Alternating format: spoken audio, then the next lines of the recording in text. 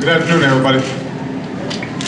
Today, I authorize the Armed Forces of the United States to begin a limited military action in Libya in support of an international effort to protect Libyan civilians.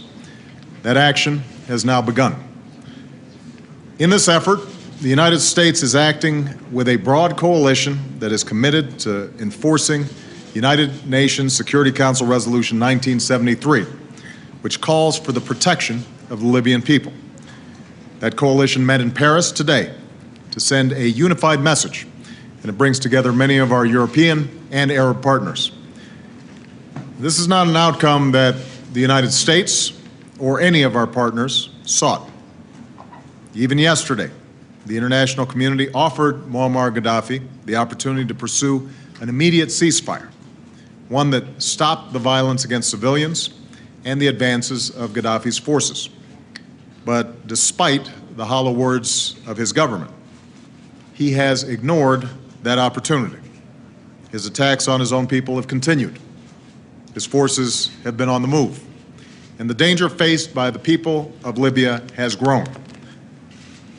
I am deeply aware of the risks of any military action, no matter what limits we place on it.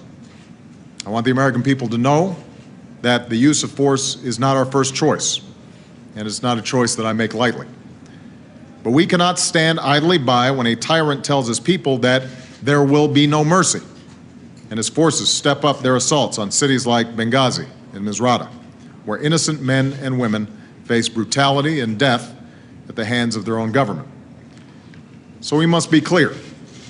Actions have consequences, and the writ of the international community must be enforced. That is the cause of this coalition. As a part of this effort, the United States will contribute our unique capabilities at the front end of the mission to protect Libyan civilians and enable the enforcement of a no-fly zone that will be led by our international partners. And as I said yesterday, we will not, I repeat, we will not deploy any U.S. troops on the ground.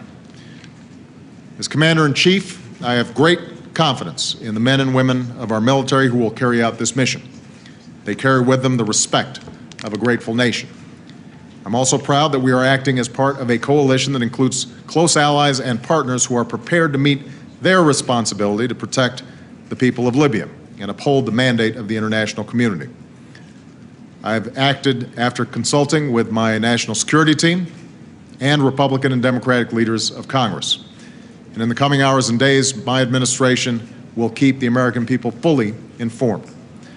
But make no mistake, today we are part of a broad coalition, we are answering the calls of a threatened people, and we are acting in the interests of the United States and the world. Thank you very much.